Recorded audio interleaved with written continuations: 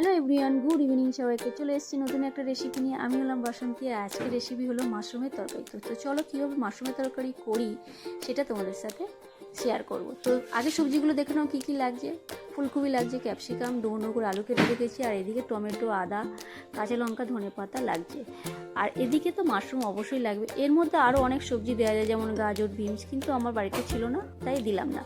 তোমাদের বাড়িতে থাকলে অবশ্যই দিও। দেখো মাশরুমটা ধুয়ে নিয়ে ডুমো ডুমো করে কেটে ফেলেছি, আর বাকি সবজিগুলো দেখো এইভাবে কেটে নিয়েছি।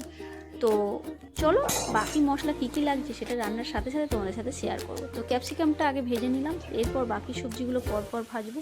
এই যে দেখো মাশরুমটা এবারে ভেজে ফেলছি। তো একে একে সব সবজিগুলো আমি এইভাবে ভেজে ভেজে তুলে রাখবো। এই যে দেখো এবার মাশরুম কড়াতে ছেড়ে দিয়েছি, এবার একটু হালকা করে ভাজবো। তো মাশরুম ভাজা হয়ে গেছে, এবার আমি ফুলকপিটা ভেজে নিই। ফুলকপিটা কিন্তু আমি গরম জলে আগে একবার ধুয়ে ফেলেছিলাম। এরপর আমি কড়াতে তেল দিয়ে পাঁচফোড়ন আর শুকনো লঙ্কা ফোড়ন দিলাম। এরপর আমি টমেটো কুচিটা ছেড়ে দিই। তো এটা আমি একটু নাড়াচাড়া করে নিয়ে আমি বেটে রাখা আদা, জিরে, ধনে একসাথে মশলাটা এটা আমি এখন দিয়ে দেবো। এটা আমি 2 চামচ দিলাম, দিয়ে একটু ভালো করে কষিয়ে নেব। এবার আমি নুন দিয়ে দেবো, স্বাদ মতো তোমরা যে যেমন নুন খাও সেই নুনটাই তোমরা দিও। তো এই যে দেখো ভালো করে কষিয়ে নিচ্ছি, আমার কষানো হয়ে গেছে। আমি এবারে কাঁচা লঙ্কাটা দিয়ে দেবো। এই যে দেখো আমি গোটা কাঁচা লঙ্কা দিলাম, এটা একটু হালকার মধ্যেই হবে, আর আমি একটু হালকার মধ্যেই করলাম কারণ আমার বাড়িতে 2টো বাচ্চা, তাই আমি ওদের কথা ভেবে একটু হালকার মধ্যেই রান্না করলাম। এবার আমি আলুটা ছেড়ে দিলাম, আলুটাকে আমি ভালো করে কষিয়ে নেব।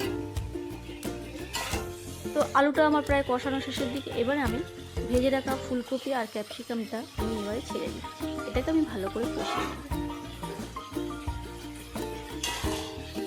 তো তোমাদের বাড়িতে কে কে মাশরুম ভালোবাসে অবশ্যই কিন্তু কমেন্ট করে জানাবে।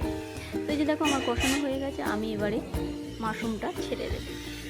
দেখো মাশরুমটা ছেড়ে দিলাম। এবার মাশরুমটা ছেড়ে দেওয়ার পর ভালো করে মশলাগুলোর সাথে মাখিয়ে নেব।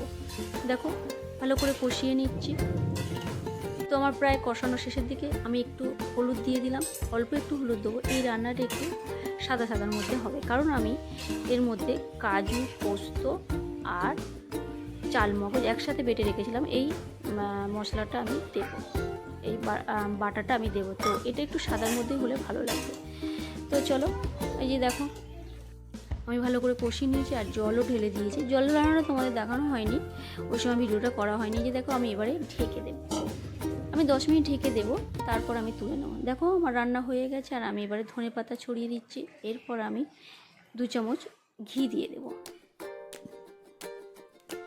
এরপর আমি চিনি দিয়ে দেবো 1 চামচ।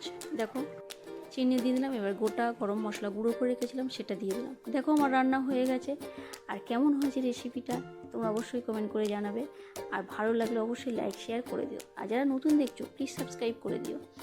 তো এটা খুব চটজলদি রান্না হয়, খুব সহজে, আর এটা খুব প্রোটিন খাবার, খুব ভালো আর কি স্বাস্থ্যের পক্ষে, বাচ্চাদের পক্ষে তো খুবই ভালো। তো তোমরা তোমাদের বাচ্চাদের জন্য এটা ব্যবহার করতে পারো।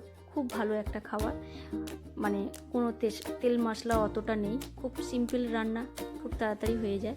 তো রান্নাটা কেমন লাগলো, রেসিপিটা কেমন লাগলো অবশ্যই তোমরা কমেন্ট করে জানাবে। আজকের মতন এখানেই টাটা, আবার নতুন একটা ভিডিওর সাথে দেখা করব। তো ঠিক আছে, বাই।